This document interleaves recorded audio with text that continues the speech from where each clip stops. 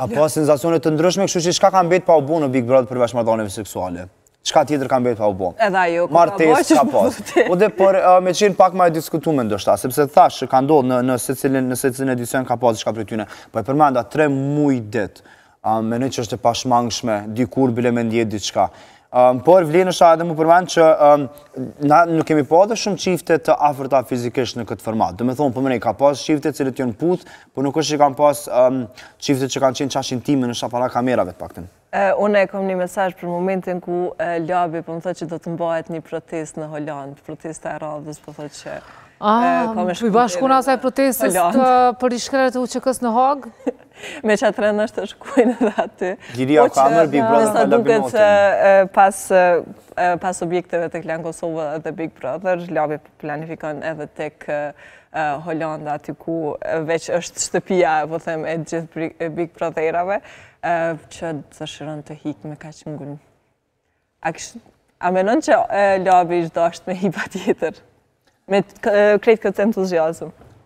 Shumë njerëz ka që dojnë në hy në Big Brother, po nuk është Big Brother format për gjithë. Labi është personazh interesant, por produksioni dhe masë miri. Kështu që mendoj që ky vit se ka pas nëse s'ka bënë një takim me produksionin, për çfarë është folë edhe publikisht më herët, kështu që mbetet më pas se çka dhe çysh ka më pas. Po nëse kish më qenë Labi, më të mendu kush potencialisht kish më qenë të le të themi ajo që ja rrëmben zemrën atij.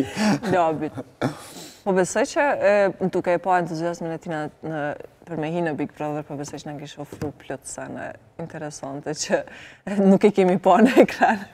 Me shumë gjasë. Por që prapë, po mënej, ka shumë shkoncentracione tjera që mundër me ndodhë, po mbetet njëna prej tyne diskutimi rreth marrëdhënieve tilla seksuale, sepse din që ka pas në shatë personazhe që kanë qenë të afërt, ka pas xhelozi, ka pas drama, na e dim gjithmonë që çiftet janë një prej karakteristikave më interesante.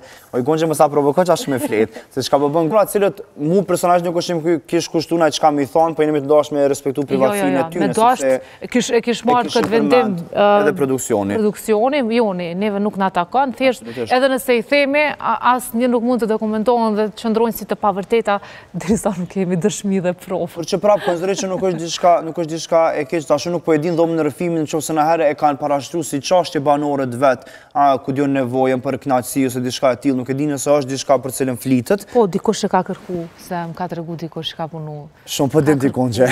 Ka kërku një event. Është e pashmangshme në njerëz. Pak momente që ka dashur. Deri në finale për 3 muaj det është e pashmangshme. E cilën edicion ka qenë? Edhe të fundit që ka ndodhur. Pra edhe një herë, Gonxha po thotë që në edicionin e fundit dikush nga banorët ka shkuar në dhomën e rrëfimit dhe ka kërku kënaqësi, pra ka kërku me kry marrëdhënie. Jo, të fundit, po kur ka qenë Dona James? Në të dytën. A ka qenë Dona që po e përmend, a në atë edicionin e Donës? Jo, në atë edicionin e Donës.